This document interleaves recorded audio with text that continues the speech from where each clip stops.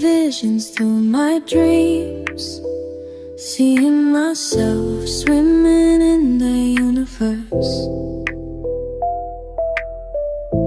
My ancestors gave me gifts to read cards, predict and heal. My name is Daphne, but spirit calls me Babylon. Angels communicate through numbers. Intuition is so deep. The gift I fully embrace within.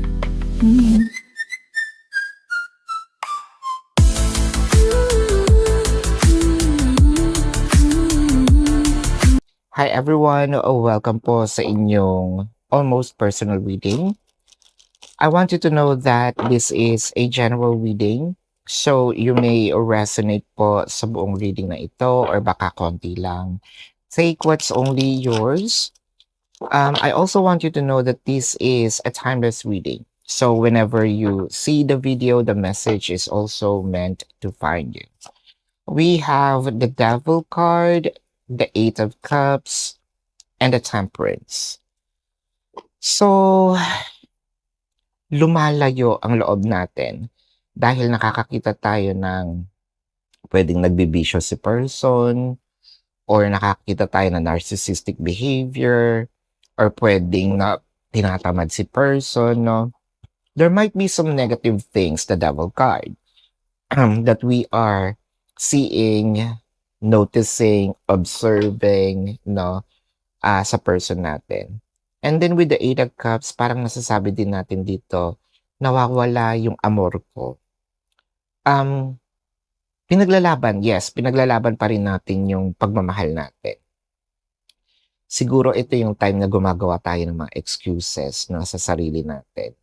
Na hindi, baka naman malisyoso ang aking pag-iisip, hindi naman siguro, no?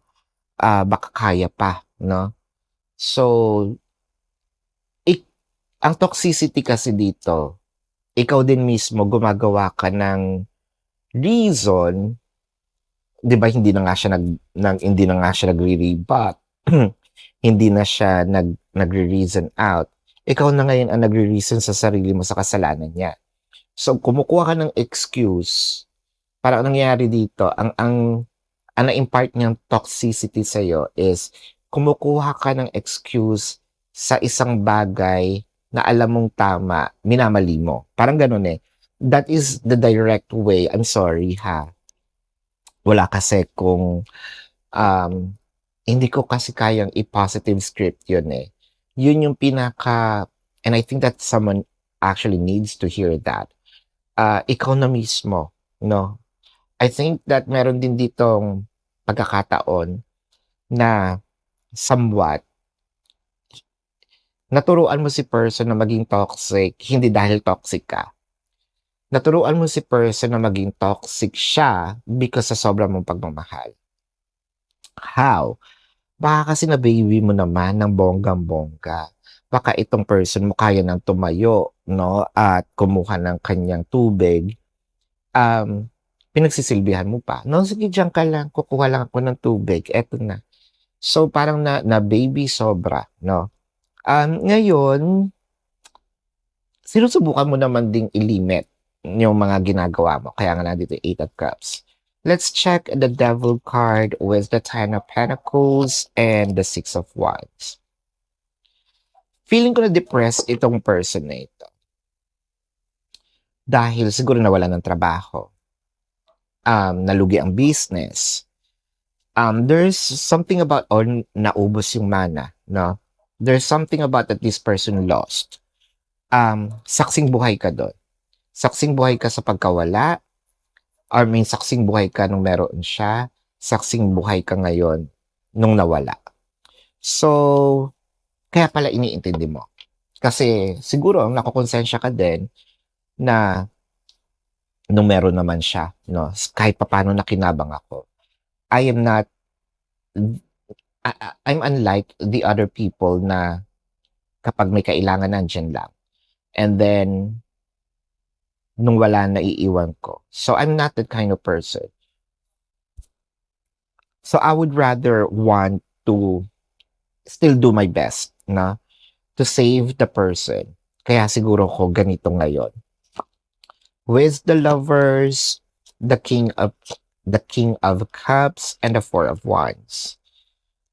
Well, pinangako mo na rin naman sa sarili mo na I am staying, no, dito sa taong ito. Mahal ko na rin naman.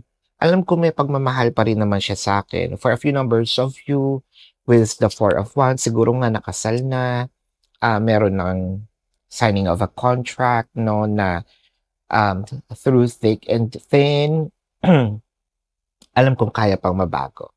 Parang meron din dito nagsabi, destined kami to be with each other. I feel like open din naman yung sarili mo dito na this might be a pace, no? Open ka sa idea na wala namang perfect na relasyon. So, ito yata yung isang situation na pwedeng itinetest kami, no, ng tadhana. And parang challenge accepted. With the King of Cups clarified with the Seven of Swords and the Three of Pentacles. Siguro may limitations ka dito, no? Kung kakayanin mo, kakayanin mo. Pero wag lang siguro yung the Seven of Swords, yung magkaroon ng third party. I think na ito, you with the Three of Pentacles, parang this is non-negotiable, no? Kaya kong tiisin lahat. But non-negotiable sa akin ang pagkakaroon ng third party. That I don't like. Sabihin nating sirain na, no? The destiny.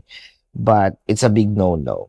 So, natutuwa naman ako sa'yo dahil meron kang limitations. Alam mo kung hanggang saan ka lang. Alam mo rin na pwede ka pang magtiis. So, in a way, pwede kong sabihin na partly balanced pa rin naman dahil kahit alam mo na meron kang ginagawang, somewhat extra, on the other side, alam mo kapag yung button na yon ang na-push and na, no? This is the end of this connection. Say goodbye, no? Parang ganon. So yeah, this is your reading. Bago ko i-check ang zodiac sign, I want you to know kung kayo nakaka-resonate, let me know sa comment section. And kung kayo po ay may mga katanungan, sa description box ng video na ito, there is a link. Click the link, you will be routed to my website. Nandun po yung name, number, QR code, amount per question. Take advantage of the 4 questions plus 1 kasi discounted po yon. And if you want to book a private reading, nandun din po siya. Now, let's check the zodiac sign of the person. This can be their sun sign or a placement in their chart. Or it can also be your sun sign or a placement in your chart. I'm seeing Leo, Taurus, Libra, Pisces, Gemini, Capricorn, Virgo, Sagittarius, Aries, and Scorpio. This is your reading. Maraming salamat. Love and light. Namaste. See you po sa susunod na readings. Goodbye.